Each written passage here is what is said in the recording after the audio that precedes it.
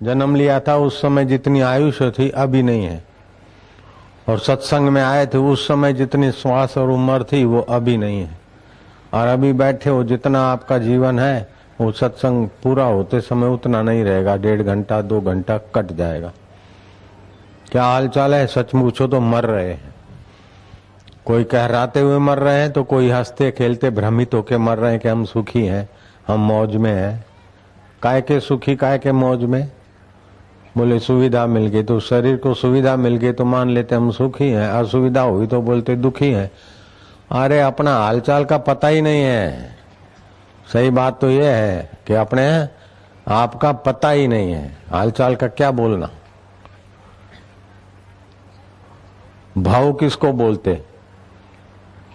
भवती थी भवा, जो पैदा होता है उसको भाव बोलते। तो जो पैदा होता है वो मरता है, लेकिन अपने आपा पैदा नहीं होता और मरता भी नहीं है, थाप्या भी नहीं जाता और करने से बनता नहीं।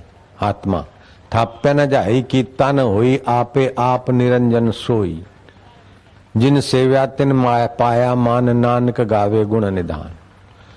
सही अर्थ तो यह है कि अपना शाश्वत पद का पता ही नहीं, क्या हाल चाल है।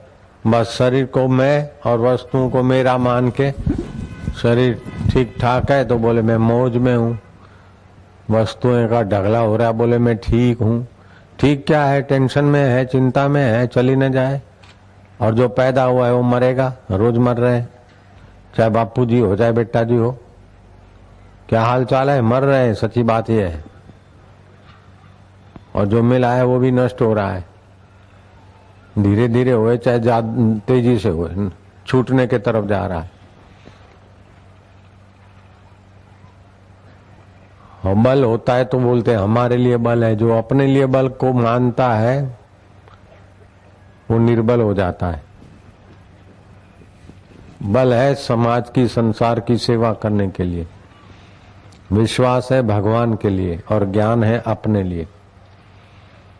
तो अपने आप का ज्ञान है नहीं और बल को अपने लिए लगाते तो आदमी फिर दुर्बल हो जाता है, निसहाय हो जाता है, अनाथ हो जाता है। अगर निसहाय नहीं होना हो, अनाथ नहीं होना हो, दुर्बल नहीं होता हो तो बल दूसरों के लिए, विश्वास प्रभु के लिए और ज्ञान अपने लिए, फिर हाल बढ़िया क्या होगा। आज तक सही उत्तर नहीं मिला। लाखों लाखों लोगों से पूछा मैं, क्या हाल चाल है? बोले ठीक है। क्या हाल चाल है? बोले ठीक है, ठीक है, चल रहे हैं महाराज, जरा तकलीफ है। और तकलीफ है तो मरने वाले शरीर को, और ठीक है तो मरने वाला शरीर। आपका क्या हाल चाल है? बोले मेरा ही तो ये हाल चाल है। तो आप भयग्रस्त हैं, अज्ञानग्रस्त हैं, शोक चिंता और जन्म मरण के चक्रावे में आप चिपके हुए। क्या हाल चाल है? बोले ठीक है। बोलना मत किसी को, कम से कम ज्ञानी संतों को बोलना ही मत। गौड़ देश से पैदल चल के गए सुखदेव जी महाराज के चरणों में, और सुखदेव जी अंदर से बोले कौन है? बोले महाराज हम कौन है यही पूछने के लिए आपके चरणों में हाजिर हुए। और फिर सुखदेव जी ने बताया कि जो पैदा होता है, बीमार होता है, बुढ़ा होता है, मरता है, वो तुम नहीं हो। मरने के बाद भी जो रहता है, बुढ़ापे को जो जानता है, बीमारी को जो जानता है, वो तुम अमर आत्मा हो। उसमें लगे और अपने को जाना। नाम पड़ गया गौड़ पादाचार्य। 1800 माइल चल के गए गौड़ देश से सुखदेव जी के महाराज के चरणों में, तक भगवान गौड़ पादाचार्य। गौड़ पादाचार्य के शिष्य बने गोविंदाचार्य, और गोविंदाचार्य के शिष्य बने जगत गुरु शंकराचार्य। और उन्होंने घूम घूम के 12, 13, 14, 15, 16, 17 साल की उम्र में, इसी उम्र में चारों तरफ डंका फैलाया कि हाल चाल क्या होता है, किसका हाल, किसका चाल। तुम कौन हो। नानक जी भी घूम घूम के ये बात बोलते, हम भी घूम घूम के ये बोल रहे। नानक जी ने क्या बोला, निर्भव जपे सकल भव मिटे, संत कृपाते प्राणी छूटे। ये जो भाव है जो पैदा हुई है, उन चीजों का तो जप दिन रात करते हैं। मेरा मकान, मेरा दुकान, मेरा शरीर, मेरा बेटा, मेरा ना पुता, मेरा जवाई, मेरा, ये तो भाव है। इससे तो भय पैदा होगा। जो पैदा नहीं हुआ और जो मरता नहीं, उसका चिंतन सुमरण नहीं है। आधे से ज्यादा तो समय बेवकूफी में ही बर्बाद करते। बोले बड़ी गर्मी है, गर्मी है तो जो सह रहा है उसको तो पता है, फिर बकने की क्या जरूरत है। गर्मी है, बड़ी ठंडी है, वो पड़ोसी को बोलते हैं आज तो ठंडी है। वो तो जानता है ना ठंडी उसको भी तो लग रही। अरे बारिश हो रही है, तो क्या उसको पता नहीं है क्या। व्यर्थ की बातों में, व्यर्थ के चिंतन में जाता है, और व्यर्थ के वैलेंटाइन डे, लवर लवरी, इसमें बर्बादी जाता है। और फिर लड़ते हैं, तलाक देते हैं, सुसाइड करते हैं। क्या हालचाल है, बोले बढ़िया है, मेरी फ्रेंड मिल गई, मेरा को फ्रेंड मिल गया। लेकिन फिर रोते हैं, फुट फुट के आत्महत्या करते हैं। बढ़िया हाल है। सिगरेट पीते हैं, क्या हाल है, बोले वेरी हैप्पी। अब थोड़ी देर में तक खो खो करता है, आंखों से पानी आ जाता है। क्या वेरी हैप्पी, बेवकूफी का ही तो जवाब है।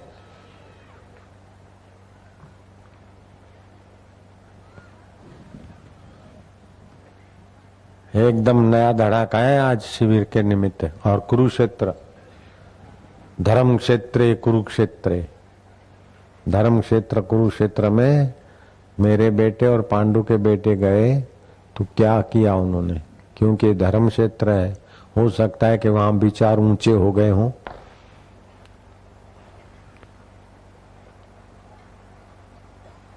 प्रतिशोध भावना शांत हो गई हो। ये कुरुक्षेत्र को भगवान ने युद्ध के लिए क्यों पसंद किया। यहाँ किसान का बेटा मर गया और पत्नी ने देखा कि वो तो खेड़ रहे हैं, ये बच्चा मर गया, मैं खाना लाई हूं। अब ये बच्चे की मौत देखे तो खाना खाएंगे नहीं, तो बच्चे को उधर ऐसे ढंग से रख दिया, पति से बातें करके उनको भोजन करा दिया। फिर पति ने बेटे को बुलाया कि तूने खाया है, नहीं खाया, अरे सोया है, उठ। बोले पतिदेव तो सदा के लिए सो गया है। तो पतिदेव ने कहा देख, सदा के लिए सो गया है तो तू रोना धोना नहीं, तो भगवान की चीज है। शरीर पैदा होता है, मर जाता है, वो भाव है। पैदा हुआ, देखा, चला, लेकिन वो वास्तविक में अमर है। तू शोक मत करना, बीती हुई बात का शोक करना बेवकूफी है। ईश्वर की लीला में, घटना में परेशान होना मूर्खता है। पति समझा रहा है पत्नी को कि शोक न कर, लेकिन पत्नी पति से पहले ही समझाई है कि पति शोक के कारण भोजन ना छोड़े। भगवान ने देखा कि हद हो गई, ये ऐसी भूमि है तो वीर अगर मरेंगे तो भी सदगति हो जाएगी, क्योंकि समत्व योगम उच्चते। दुखद अवस्था आई, लेकिन दुख भी भव है, पैदा होने वाला है, सुख भी भव है। तो हर्ष शोक जाके नहीं, वैरी मित समान, कह नानक सुन रे मना, मुक्तताई ते जान। वो मुक्त आत्मा। किसान पत्नी को कहता है कि समता रखो, ये तो संसार में होता रहता है। अपने मन की चाही सब होती नहीं, जो होती वो भाती नहीं, जो भाती वो टिकती नहीं। बेटा भाता था, टिका नहीं, लेकिन जो कभी मिटता नहीं वो निर्भव है। वो निर्भव नारायण है, आत्मा है, नर नारी का आयन है। पति समझा रहा है पत्नी को तत्व ज्ञान, ब्रह्म ज्ञान। और श्री कृष्ण ने भी कुरुक्षेत्र में यही ब्रह्म ज्ञान अर्जुन को दिया। श्री कृष्ण का दर्शन करने के बाद कृष्ण सारथी बने, तब भी अर्जुन का दुख नहीं मिटा। लेकिन जब ब्रह्म ज्ञान का उपदेश मिला, क्या हाल चाल है, उसकी असलियत का पता चला अर्जुन को, तो अर्जुन कहता है नष्टो मोह स्मृति लब्धवा। जो हम नहीं है उसको हम मानते, इसी का नाम मोह है। और जो हम है उसका पता नहीं, इसका नाम अज्ञान है। अज्ञान से ही मोह बढ़ता है। अज्ञान न आवृतम ज्ञानम तेन मोहंती जंतवाह। गीता ने कहा अज्ञान से असली मैं का ज्ञान आवृत हो गया, इसलिए मोहित हो जाते। जो भव है, जो पैदा होने वाली चीज है, उसको अपना मानते, और जो अपन थे, हैं और अमिट है, उसको अपन नहीं जानते। यही सारे दुखों का मूल है। और फिर भटकते रहते। नाक से मजा लो, कान से मजा लो, जीभ से मजा लो, काम इंद्री से मजा लो, वही मजा उसकी सजा बन जाती। जैसे दिए के आगे पतंगे मजा लेने को आते हैं, खेत खली में बैठे रहते, लेकिन ट्रैफिक की लाइट देखकर वो भागे भागे आते मजा लेने के लिए। हवा के झटकों से गिरते हैं, पहियों के नीचे पड़ जाते हैं। सुबह होते होते करोड़ों करोड़ों जंतु नाश हो जाते हैं। उन्हीं के साथ कृष्ण ने बराबरी करी। जिनको अपने हालचाल का पता नहीं, वो जंतु हैं सब। पत्नी से सुख ढूंढो, नाक से सुख ढूंढो, जीभ से खाओ, लेकिन स्वास्थ्य के लिए बल है। अगर आदमी को निर्दुख रहना है तो दूसरे के दुख से दुखी हो जा, तो अपना दुख मिट जाएगा। जो दूसरे के दुख से दुखी नहीं होता, दूसरे के सुख से सुखी नहीं होता, वो निर्दुख भी नहीं रह सकता और सुखी भी नहीं रह सकता। ये असली हालचाल है, असली बात ये है। अब ये भूमि का ही प्रताप है कि आज ऐसे ही सत्संग हो रहा है। युद्ध कहाँ किया जाए? जब युद्ध अनिवार्य हो गया, देखा कि सुई की नोक पर जितना धरती रहे या मिट्टी का कण रहे उतना भी मैं नहीं दूंगा। तो श्री कृष्ण समझ गए कि ये युद्ध के बिना मानेगा नहीं, तो युद्ध करना अनिवार्य हो गया। तो युद्ध कहाँ किया जाए? जहाँ निर्जन प्रदेश हो।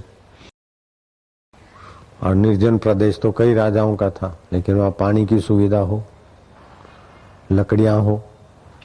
तो लकड़ियों की भी सुविधा थी, पानी की भी सुविधा थी, लेकिन राजा लोग बोले कि हमारे मैदान में काय को नरसंहार हो, काय को आक्रांत हो, काय को मरे, फिर कोई सदगति हो न हो तो प्रेत होके भटके, हम अपने राज्य में प्रेत क्यों बढ़ाएंगे? तो और राजाओं ने मना कर दी। तो जांच करते करते युद्ध कहाँ होना चाहिए,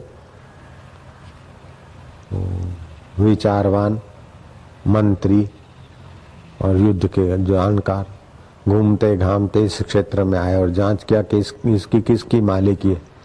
कि ये तो पांडवों के परंपरा में जो गुरु हो गए, गुरु राजा हो गए, ये उनके अधिकार की चीज है। तो किसी राजा का यहाँ मालिकी भी नहीं है। तो राजा कुरु के प्रताप से इस भूमि का नाम कुरुक्षेत्र पड़ा। लेकिन उसके पहले इसके कई नाम थे, वो मैं बताता हूं। तो जब कुरुक्षेत्र के पहले कई नाम थे वो नहीं रहे, तो ऐसे ही शरीर के आशाराम बापू के नाम के पहले कई नाम थे, वो भी नहीं रहे।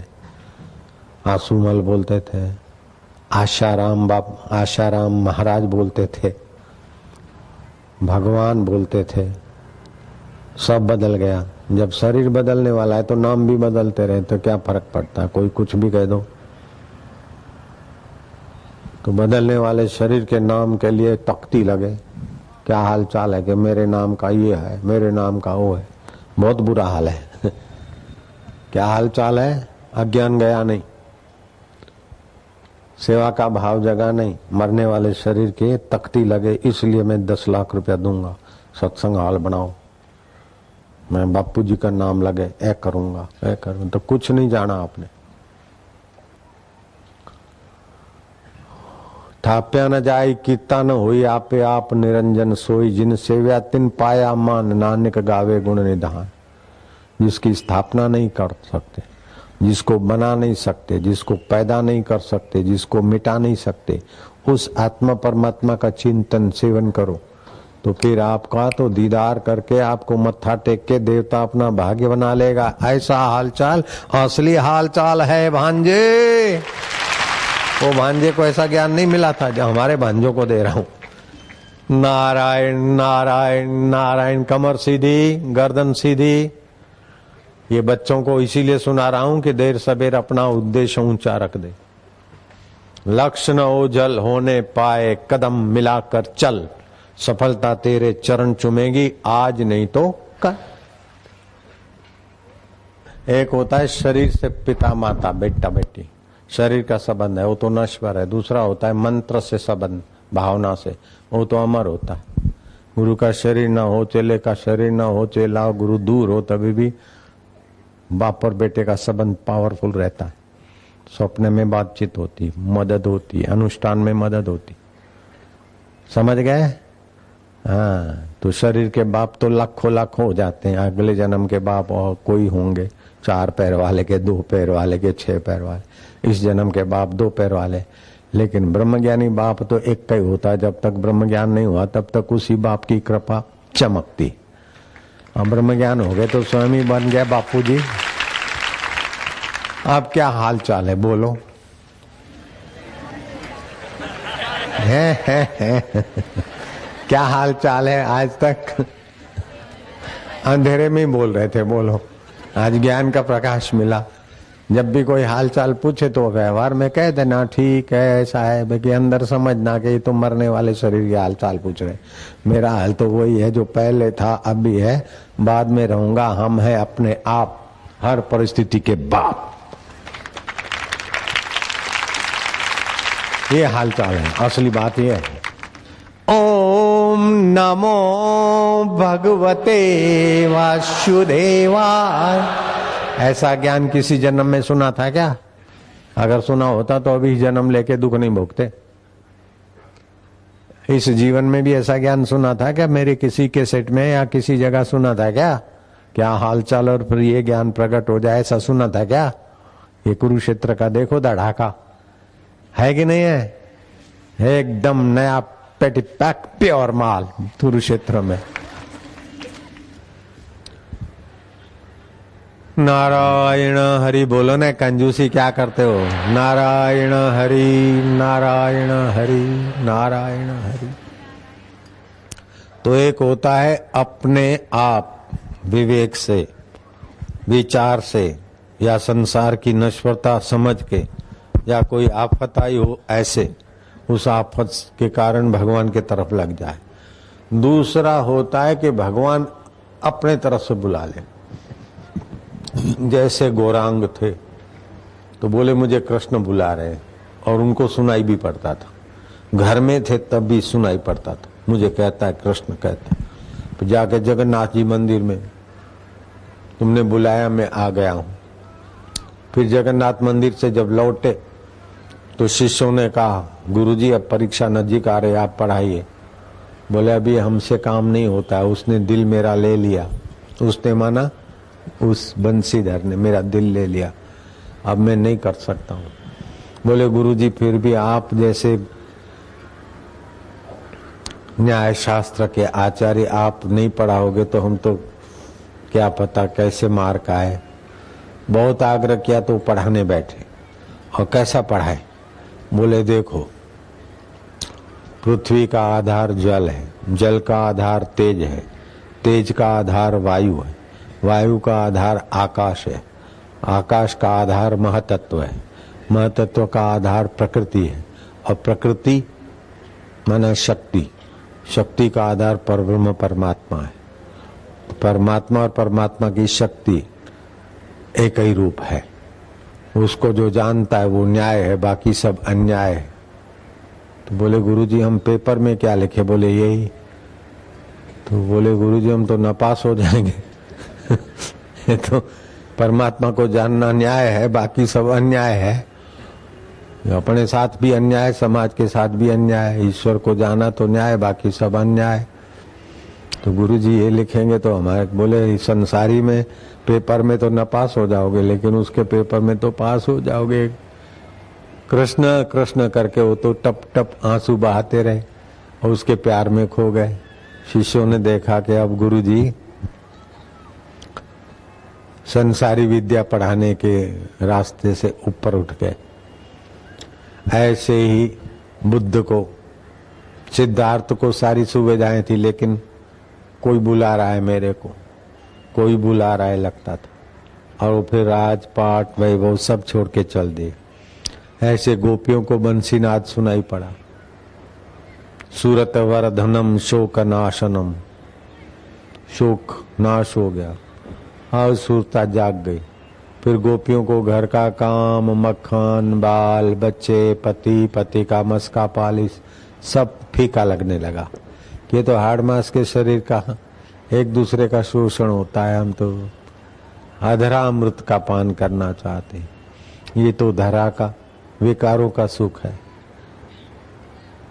धरती थी धरा, जो धरा के विषय विकार है वही सुख नहीं। अधरा अमृत गोपियां सब भूल जाती थी। फिर अपना जाति, कुल, स्त्रीत्व ये सब भूल जाती थी। निसंदेह हो जाती, निशंक हो जाती, और लज्जा और भय तो उनका गायब हो गया। भय तो होता है विकारों का, और लज्जा होता है मैं अपने को स्त्री मानूं या अपने को फलाना मानूं। और तो अपने को भगवान का, भगवान को अपना मानकर जोगी हम तो लुट गए तेरे प्यार में। ऐसे जोगी श्री कृष्ण के प्यार में सब लुट जाते थे। तो भगवान के बुलावे से कोई चल पड़ता है, कोई अपने तरफ से चल पड़ता है। अब तुम लोग या तो भगवान के बुलावे से आए हो या तो अपने पुण्य से आए हो, लेकिन आए हो तीर्थ क्षेत्र में, उसकी आपको बधाई है। धृतराष्ट्र ने आश्चर्य में डूबते हुए पूछा, माम का नाम पांडवा नाम, मेरे बेटों का और पांडवों का क्या हुआ? क्योंकि वो धर्म क्षेत्र कुरुक्षेत्र है, जहाँ ऐसा धर्म कि बेटा मर गया है, पत्नी के दिल में शोक नहीं होता। पति को भोजन करा के फिर पत्नी बोलती है कि बेटा जरा चल पड़ा है, आप शोक नहीं करना। पति बोलता है शोक किस बात का बेटा, अपना है ये मानना तेरी गलती है। 5 भूतों का शरीर है और उसका आत्मा अमर है। ये तो संसार का भगवान की लीला है, पैदा होना, दिखना और चल बसना। मेरे को क्यों समझाती मैं शोक न करूं, लेकिन तू शोक करेगी उसका क्या? पत्नी कहती नाथ शोक करना तो वस्तुओं को अपना मानना, देह को मेरा मानना, संसार की वस्तुओं को मेरी मानना, उससे शोक होता है नाथ। हर्ष भी ऐसी बेवकूफी से होता है। और हर्ष शोक जिसको नहीं है, वैरी और मित्र में राग और द्वेष नहीं है, वो तो मुक्त आत्मा है। तो श्री कृष्ण ये बात सुन रहे थे, तो श्री कृष्ण ने ये युद्ध के लिए कुरुक्षेत्र खोजा, चयन किया कि यहाँ पानी भी खूब है, ईंधन भी है, और यहाँ किसान और उसकी पत्नी एक दूसरे को ब्रह्म ज्ञान दे रहे हैं, समता दे रहे हैं। तो यहाँ योद्धे अगर मरेंगे तो भी स्वर्ग में जाएंगे। जब योद्धे एक दूसरे के खून के प्यासे प्रतिशोध की भावना से मरेंगे तो स्वर्ग में जाएंगे, तो कुरुक्षेत्र वाले कौन से नरक में जाएंगे? ओ कुरुक्षेत्र वाले, सुन लिया कि हम तो भगवान के धाम में रह रहे हैं, जहाँ गीता गाई गई। उसके पहले मनु महाराज ने मनु स्मृति यहाँ लिखी। विश्वामित्र ऋषि और वशिष्ठ ऋषि ने अपना ज्ञान का विशेष प्रागट्य यहाँ किया। भरद्वाज ऋषि, अंगिरा ऋषि और भगवान रामचंद्र जी भी यहाँ आए थे सूर्य ग्रहण के समय पुण्यदान आदि करने। और दूर दूर से यहाँ पर जवेरी लोग आते थे। पंडों के पास हीरे जवाहरात होता था, जवेरी लोग उनसे ले जाते थे।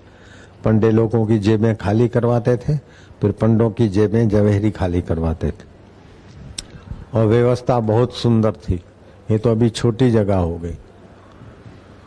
और यहाँ पर नदी किनारे वेद व्यास जी ने भी समय बिताया और वेदों पर विचार चर्चा हुई। तो इस क्षेत्र में अभी भी और जगह की अपेक्षा आपाधापी का वाइब्रेशन थोड़ा संतुलित है। और जगह तो ऐशो है, बंबई में जाओ, दिल्ली में जाओ। तो अब आपको ये समझना है कि 1-2 ऐसी बात जान लो जिससे इस तीर्थ का आप 100 गुना फायदा उठा लो। और मनुष्य जीवन का आप 1000 गुना फायदा उठा लो, 1,00,000 गुना उठा लो। ऐसी बात जान लो, ऐसा अभ्यास कर लो। तो श्री कृष्ण कहते अभ्यास योग युक्तेन चेतसा नान्यगामिना। अभ्यास योग से युक्त हो जाओ, अपनी चेतना को अन्यगामिनी ना करो। कई राजे महाराजाओं ने देवी की आराधना की। इसमें पंचगव्य का पान किया जाता है। बल बढ़ाने के लिए, निरोग होने के लिए पंचगव्य मिल जाए तो, और शरीर शुद्धि के लिए उपवास, वाणी शुद्धि के लिए मौन, हृदय शुद्धि के लिए भगवती की आराधना। विश्वामित्र और वशिष्ठ जी ने भी किया था। एक बार देव ऋषि नारद जी भगवान राम और लक्ष्मण वन में विचार विमर्श करके कैसे रावण पर विजय प्राप्त हो, क्या किया जाए, इस भाव में मौन थे। प्रकाश प्रकाश दिखा राम जी को, लखन भैया को। गौर से देखा तो देव ऋषि नारद जी उठ के खड़े हो गए। ये शालीनता है श्री राम जी की, लखन जी की। आइए संत प्रवर देव ऋषि नारद जी का यथा योग्य। वहां तो गद्दी तकिए से थोड़े स्वागत होता है, वहां तो जो भी मिल गया चटाई फुटाई जैसा भी जंगल का बिछाया। तब भगवान राम जी को नारद जी ने कहा कि श्री राम, आप इतने मौन और चिंतन में गहरे उतरे हुए हैं, थोड़े से उदास से लग रहे हैं। राम जी, आपकी उदासी का कारण मैं जानता हूं कि रावण पर कैसे विजय प्राप्त हो। श्री राम, आप भगवान नारायण का अवतार है और नर लीला करने के लिए पधारे। देवताओं का प्रिय करने के लिए, दानवों का उन्मूलन करने के लिए आपका ये अवतार है। आपका बल निर्बलों की सहायता के लिए, दुष्टों के दमन के लिए। जो व्यक्ति बल अपने लिए मानता है वो भोगी बन जाता है और वो बंधन में आ जाता है। और आप कभी अपना बल अपने लिए नहीं मानने वाले महान अवतार हैं। अपनी योग्यता और बल जो अपने लिए मानता है ना, वो पतन के रास्ते जाता है, रावण के रास्ते जाता है। और अपनी योग्यता और बल औरों के लिए उपयोग करने में सोचता है, वो सचमुच में महाबल को प्राप्त हो जाता है। श्री राम, और व्रत अनुष्ठान से आप इस रावण पर विजय तो पाएंगे, लेकिन आपकी यश, ख्याति और कार्य क्षमता भी खूब दिन दूनी रात चौनी हो जाएगी। श्री राम जी ने कहा कि फिर व्रत उपवास, तो बोले महाराज, मैं आपका पुरोहित होना पसंद करूंगा, क्योंकि आप परहित के लिए ही सोचते हैं।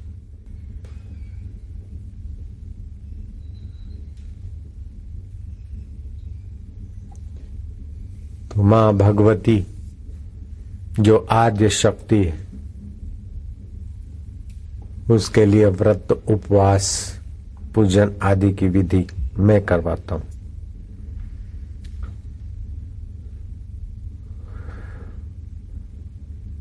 और समतल धरती हो, वहां पर्वत पर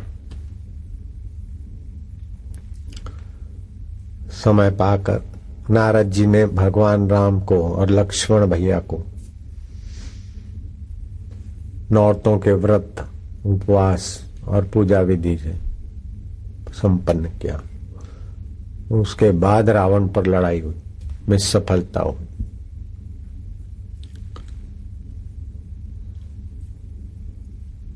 चैत्र नौरता का व्रत उपवास हुआ और फिर शारदीय नौरता में हुआ था दशहरा रावण का।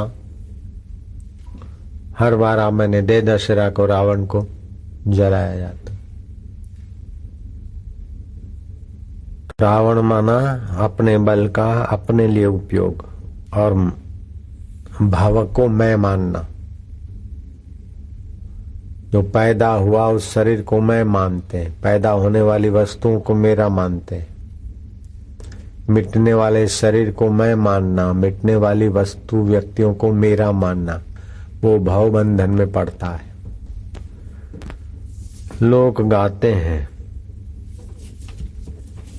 कई बार पाठ में भी बोलते हैं, बिनु सत्संग विवेक न होवई, राम कृपा बिनु सुलभ न सोई। सत्संग के बिना विवेक नहीं होता कि भाव क्या है और निर्भयता कैसे मिले, निर्दुखता क्या है और सुख क्या है। भक्ति स्वतंत्र सकल गुण खानी, बिन सत्संग न पावहीं प्राणी। लोग पाठ तो करते हैं, पूजा में भी बोलते हैं, सुनते हैं, लेकिन इसका अमल कर लें उसकी बलिहारी। सत्य का संग करो। सत्य पैदा नहीं होता, सत्य बुढ़ा नहीं होता और सत्य मरता नहीं। उस सत्य का चिंतन करना ही सत्संग है।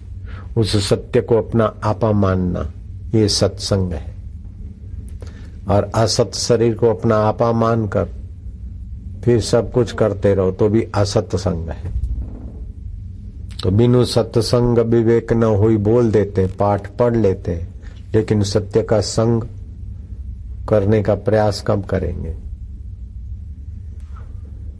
भक्ति स्वतंत्र सकल गुण खानी, बिन सत्संग न पावहीं प्राणी।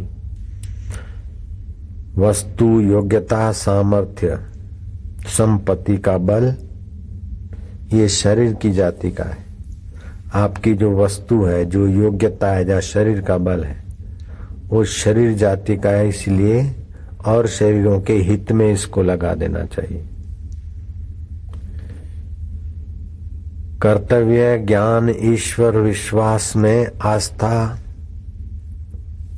जो रखता है वो कभी अनाथ नहीं होता है। अपना कर्तव्य कर ले, बेटा है तो माँ बाप की सेवा कर ले, हाथ बटा ले, लेकिन माँ बाप मुझे ये दे वो दे ऐसी गलती ना करो।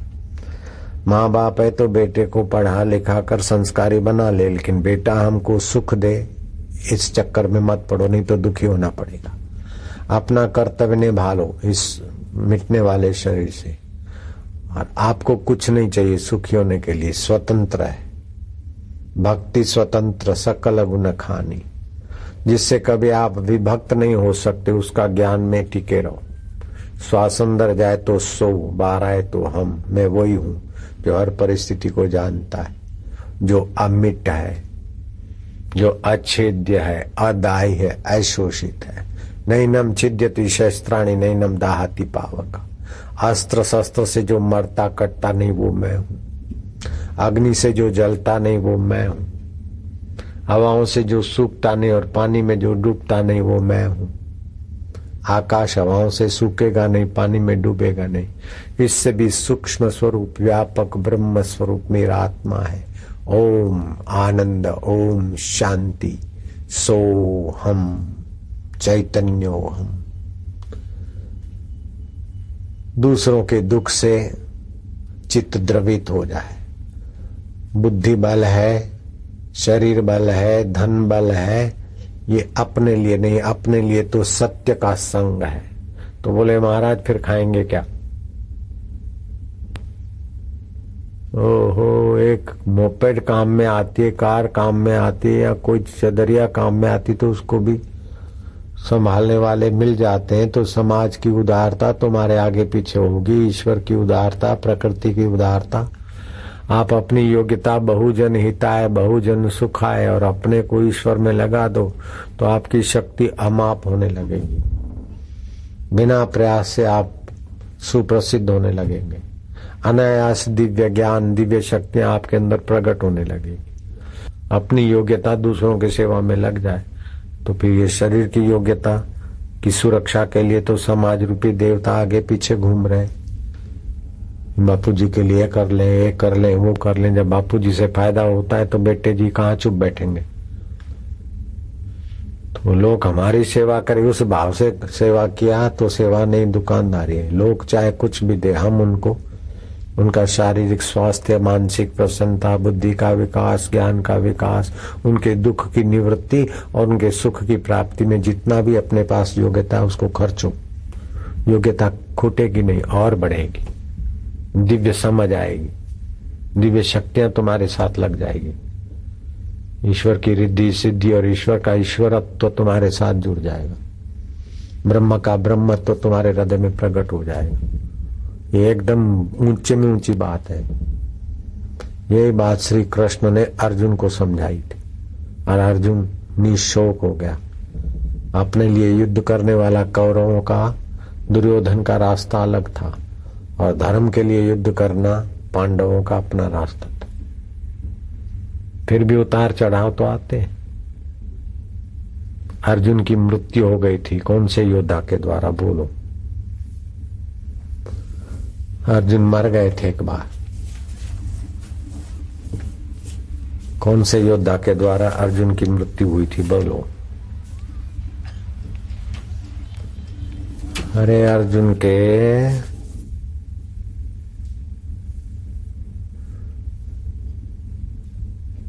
कुल के योद्धा थे, पांडव वंशी योद्धा थे, उन्हीं से अर्जुन की मृत्यु हो गई थी।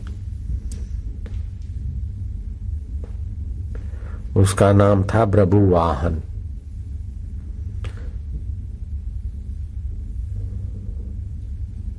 प्रभुवाहन के द्वारा अर्जुन की मृत्यु हो गई थी। फिर श्री कृष्ण ने ये बागडोर संभाली। महाभारत के युद्ध में अर्जुन की जब मृत्यु हो गई तो श्री कृष्ण ने उनको समझाया, प्रभुवाहन को, कि पगले, जिसको तूने मारा है वो कौन है? वो वास्तव में तेरा पिता है, अपनी मां से पूछ। और उसको जब पता चला तो प्रभुवाहन फिर पाताल लोक में गया और मणि ले आया। तो वहां नाग लोगों ने विरोध किया, उनसे युद्ध करके प्रभुवाहन उनको भी परास्त करके पहुंच गया और अर्जुन के गर्दन को और धड़ को जोड़कर वो मणि रखी और संकल्प किया और अर्जुन को फिर से जीवन दिलाया श्री कृष्ण ने प्रभुवाहन के द्वारा। कौरव पांडवों के पूर्वजों का नाम कुरु था और कुरु राजा के नाम से इस भूमि का, इस विशाल भूमंडल इलाके का नाम कुरुक्षेत्र पड़ा। राजा कुरु के पूर्व में इस क्षेत्र को ब्रह्म क्षेत्र कहते हैं और यहाँ अभी भी ब्रह्म सरोवर है कुरुक्षेत्र में, वही नाम दिया गया है। इसको ब्रह्म क्षेत्र बोलते थे। उसके पहले भृगु क्षेत्र भी बोलते हैं। आर्यव्रत भी इसका नाम था। सामंत, पंचक, महाभारत में इस प्रकार का वर्णन आता है। महाभारत के मनुस्मृति के रचयिता इस स्थान पर पधारे थे, मनुस्मृति रची गई थी, ऐसा भी वर्णन आता है। वशिष्ठ और विश्वामित्र को ब्रह्म ज्ञान में विशेष निष्ठा इसी क्षेत्र में हुई थी, ऐसा भी वर्णन आता है। कुरुक्षेत्रम महापुण्यम राहुग्रस्ते दिवाकरे, सूर्य ग्रहण में कुरुक्षेत्र सेवन का महापुण्य है। बल, ज्ञान और विश्वास, ये तीन चीजें मनुष्य को जन्मजात मिलती है। बल है संसार के लिए, विश्वास है भगवान के लिए और ज्ञान है अपने लिए सोहम स्वरूप का। जो बल अपने लिए, विश्वास अपने लिए उपयोग में लाता वो निर्बल हो जाएगा और उल्टे ज्ञान में उसका सच्चा ज्ञान ढक जाएगा। अज्ञान आवृतम ज्ञानम हो जाएगा। सही ज्ञान क्या है कि वासुदेव सर्वमिति, सब वासुदेव है। उड़िया बाबा ने पूछा अखंडानंद सरस्वती से कि दृष्टा और दर्शन के बीच क्या रहता है? दृष्टा और दृश्य के बीच क्या रहता है?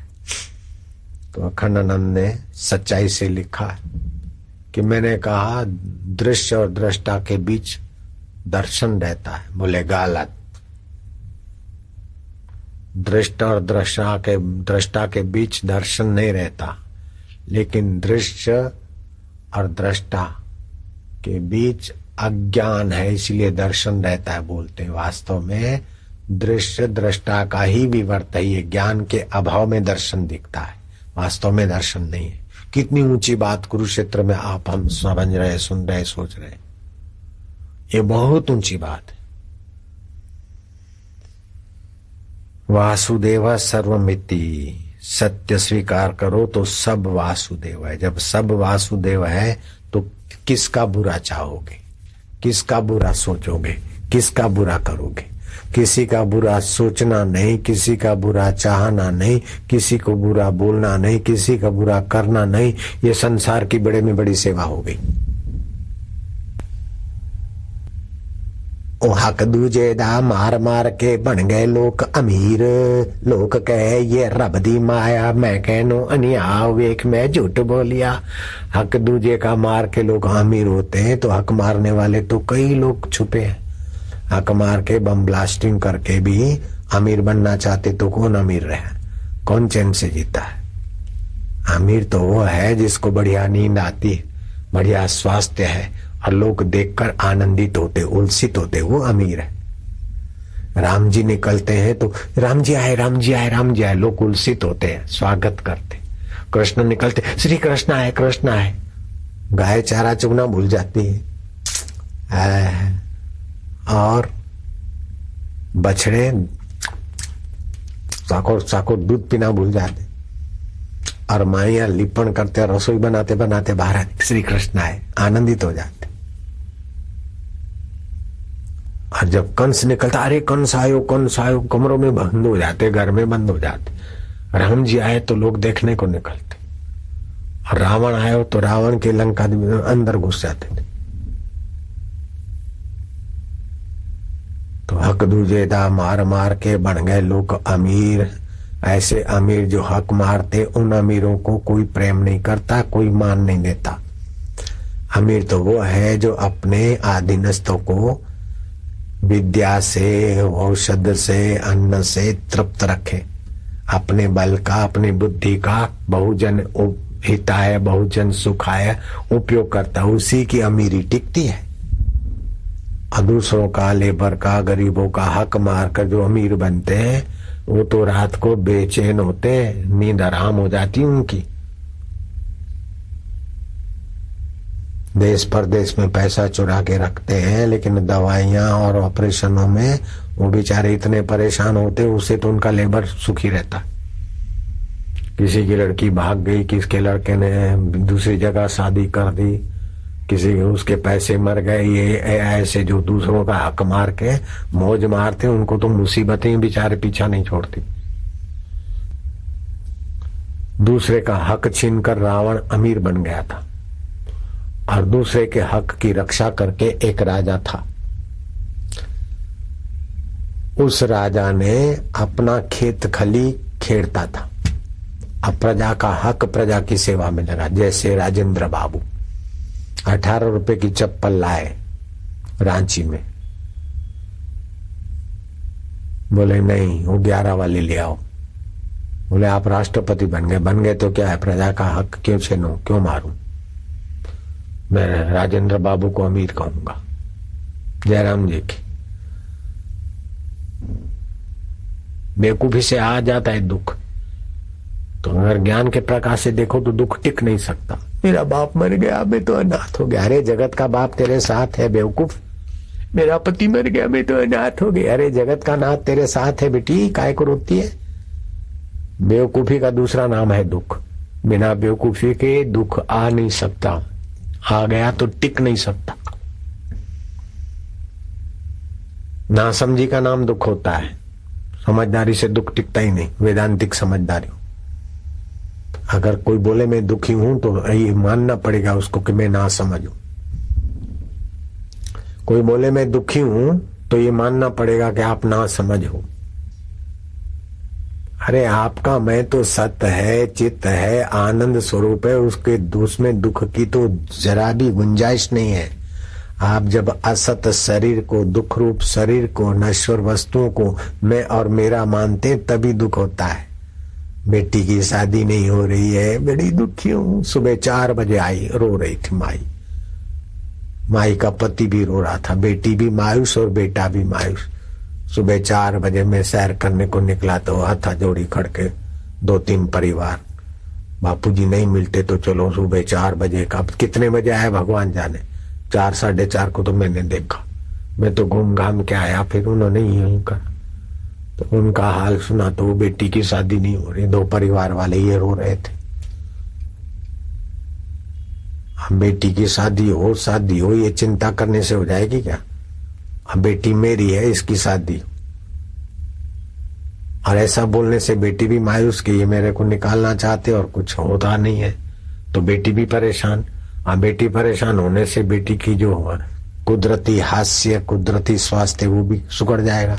तो कोई छोरा आएगा तो वो देखेगा ये तो पसंद नहीं है, तो मुसीबत तो बढ़ा रहे हैं और क्या बढ़ा रहे हैं।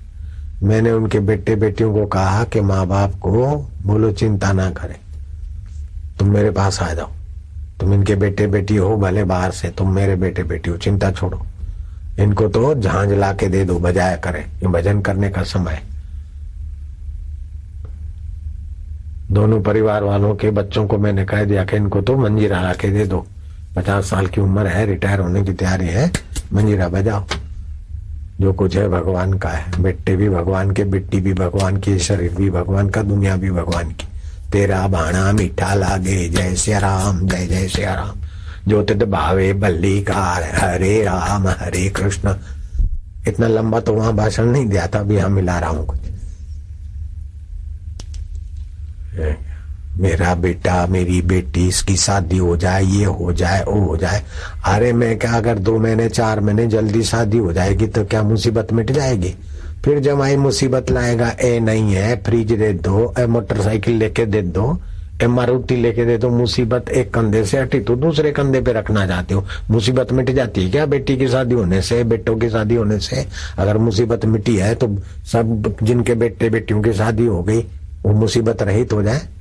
खाम खा बेचारी बेटी को मुसीबत में डाल रही हो। बेटी की शादी हो जाए फिर बेटी भी आंसू ला रही कि माँ बाप मेरे, तो काय को परेशानी मोल लेते। अरे जन्म के पहले ही निहित होता है कितने श्वास तुम लोगे और कब मरोगे, और कहाँ जाओगे, कहाँ खाओगे, किससे शादी होगी, किससे विवाह होगा। मैंने उनको ये सुना दिया कि तुमने सोचा भी नहीं होगा कि आज के दिन बापू से यहाँ मुलाकात होगी, और मैं कल्पना नहीं कर सकता हूँ, लेकिन पहले निहित था तो मिल गए न। ऐसे ही बेटी को मिलने वाला होगा तब मिल जाएगा, बेटे को मिलने वाली होगी तब मिल जाएगी। आप परेशान क्यों होते हो? अरे माँ बाप को वो दिला दो जहाज मंजीरे, अब भजन गाया करे। दोनों परिवार खुश होकर चले गए। काहे को सुबह सुबह टेंशन लेना और टेंशन बढ़ाना। निश्चिंत हो गए तो मैं क्या, भगवान की कृपा काम करेगी। चिंतित करते होते हो तो फिर भगवान बोले सोचने दो अपना। काहू डोलत प्राणिया तिद राखे को सर्जन हार, जिन पाई मेदनी कोई सोई करदा सार। सहस स्याण पा लख होए तो एक न चले नाल। आप चाहे तो बेटी की शादी हो गई, आप चाहे तब बेटे की शादी हो जाए, आप चाहे तब शत्रु मर जाए, आप चाहे तब ऐसा हो जाए तो दुनिया में अंधेर हो जाएगा, अव्यवस्था हो जाएगी। नैनम छिद्यति शस्त्राणी नैनम दहाति पावका न शोषित मार। तुम अस्त्र शस्त्र से कटते नहीं, आग से जल नहीं सकते, पानी में डूब नहीं सकते, हथियारों से मर नहीं सकते। तुम अमर आत्मा हो। अब मरने वाले शरीर को कितना भी संभालो तो मरेगा ही। जो मरने वाला शरीर है उसको मैं मानते, और जो अपना अमर आत्मा है उसको जानते नहीं, और फिर परेशानी मिटाते। एक परेशानी मिटी तो दूसरी आती। एक सिर पे से बोझ हटा तो कंधे पे आया, कंधे से बोझ हटा तो दूसरे कंधे पे आया। चलो लकड़ी बेच दी, पैसे मिल गए, हाश दुख मिटा। काहे का दुख मिटा? सीधा सामान लाए, रोटी खाई, हाश आराम मिला। लेकिन वो पेट भरा, वो खाली करने के लिए गए, हाश खाली हुआ, बोले आराम मिला। लेकिन फिर लकड़ी करो, क्या जख मारा तुमने? भाव में ही भाव भी तो रहे। निर्भाव के तरफ आओ बेटे। पढ़े बोले हाश ग्रेजुएट हो गए, अरे नौकरी करो, ग्रेजुएट हो गए, नौकरी मिल गई, हाश नौकरी मिल, फिर बदली का टेंशन, बदली हो गई अच्छी हो गई, हाश बेटा नहीं हो रहा है टेंशन, बेटा हुआ पढ़ता नहीं हाई टेंशन, पढ़ा पास नहीं होता है तो हाई टेंशन, पास हो गया लेकिन नौकरी नहीं मिलती, शादी नहीं होती तो हाई टेंशन, और शादी हो गई सब होया, फिर बोले गोडे दर्द करते, ए मुसीबत ही तो है और की है। जब शरीर को मैं और संसार को मेरा मानोगे तो कभी न छूटे पिंड दुखों से जिसे ब्रह्म का ज्ञान नहीं। सच्चे वे की पाए चढ़ दे, झूठे मौज उड़ा दे, तो देख ले झूठे की मौज उड़ा दे, डर डर के जिंदे अकाल मरदेसी, आत्महत्या कर देसी, नहीं कर देसी। मैं तो नहीं करूंगा आत्महत्या, मैं तो डर डर के नहीं भागता हूं। ईश्वर की प्राप्ति का इरादा बनाकर जो कुछ करना है वो सार्थक है, और ईश्वर की प्राप्ति का इरादा छोड़कर कोई सोचे कि मैं धन कमाकर सुखी हो जाऊंगा तो वो गलती करता है। सत्ता पाकर सुखी हो जाऊंगा, मिनिस्टर बनकर सुखी हो जाऊंगा, प्राइम मिनिस्टर बनकर सुखी हो जाऊंगा तो वो गलती करता है। घूस लेकर मैं सुखी हो जाऊंगा वो गलती करता है। हकीकत में ईश्वर सत्य है, संसार बदलने वाला है। ईश्वर चेतन है, संसार जड़ है। ईश्वर नित्य है और परम सुहृद है, और ईश्वर के रास्ते चलते हैं तो ईश्वर मदद भी करते हैं, संत मदद करते हैं, शास्त्र मदद करते हैं, सज्जन लोग मदद करते हैं। अगर बदमाशी बेईमानी के तरफ चलते हैं तो फिर नारकीय विकार हमको घसीटते रहते हैं।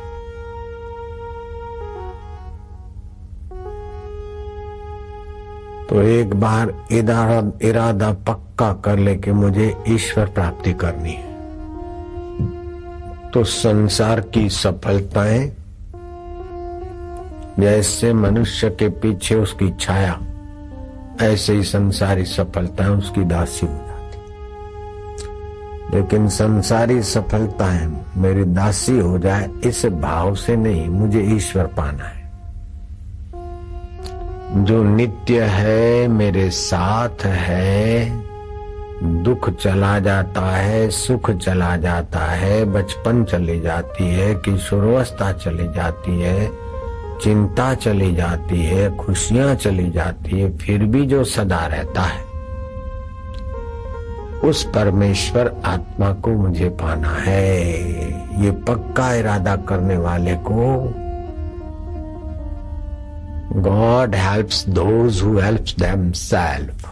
भगवान उसी को मदद करता है जो अपने आप को मदद करता है। अपने आप को मदद करना है कि अपने को शाश्वत सुख, शाश्वत ज्ञान, शाश्वत माधुर्य और शाश्वत पद पाने का इरादा करना, ये अपने आप को मदद करना है। बुरी नजर से लड़के लड़कियों को देखकर विकारों में गिरना अथवा शादी विवाह करके विकारों में गिरते रहना, ये अपने आप का शत्रु है। ये बात भगवान कृष्ण ने यहाँ कुरुक्षेत्र में जो गीता गुंजन किया था, अपने सखा अर्जुन को निमित्त बनाकर विश्व मानव को सत्य ज्ञान जो दिया था, आत्मैव आत्मनो बंधु आत्मैरिपुरात्मनाः बंधुरात्मनात्मा तस्य येनात्मैव आत्मना जिताः अनात्मनस्तु शत्रुते वर्तेत आत्मै शत्रुवत्। मनुष्य अपने आप का मित्र है अगर आत्मा का अभ्यास करता है, शाश्वत की तरफ आता है। तो अगर नश्वर चीजें पाने की इच्छा रखता है और उसी में सुख ढूंढता है तो अपने आप का वो दुश्मन है। जैसे पतंगिए कीट पतंग रात की ट्रैफिक की लाइटें देखकर मजा लेने के लिए आते हैं सड़कों पर, ट्रैफिक वाले खेतों में जाकर उन कीट पतंगों को मारते नहीं है, वो स्वयं मजा लेने के भावना से आते और मर मिटते, छटपटाते।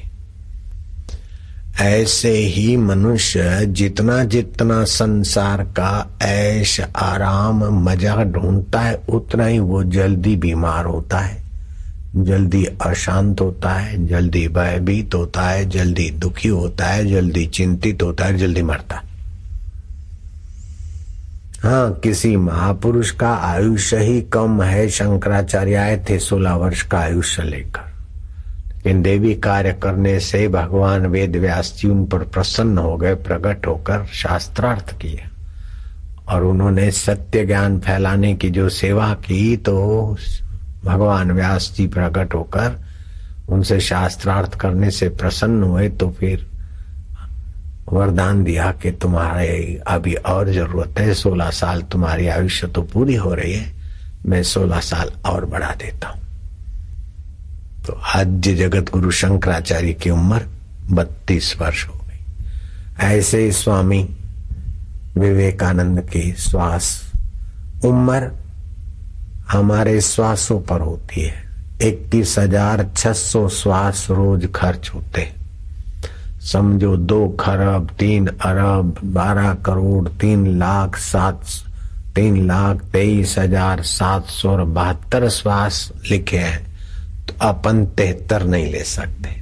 फिर चाहे पड़े पड़े कामा में भी उस आयुष्य पूरी होती है, तब आदमी जाता है। तो बुराई के रास्ते जाने से श्वास ज्यादा खर्च होते, अच्छाई के रास्ते जाने से श्वास थोड़े कम खर्च होते। 1 मिनट में 15 श्वास खर्च होते। 21,600 श्वास रोज आदमी खर्च करता है, लेकिन प्राणायाम करके हरि ओम, कमर सीधी गर्दन सीधी, हरि ओम,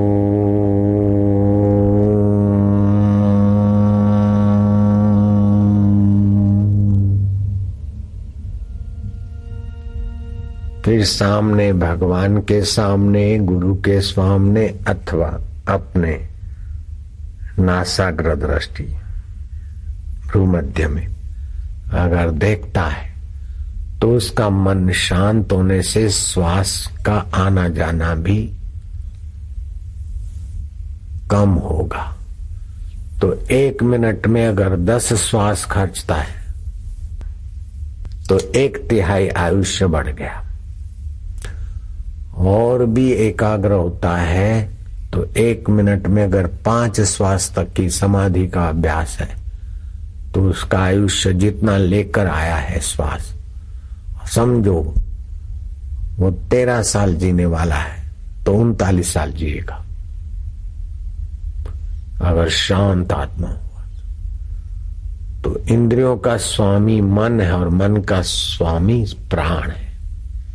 तो ये प्राणायाम करके ध्यान करने वाले विद्यार्थियों के जीवन में चमक आती है, लेकिन उस चमक से भी आगे एक और चमक है।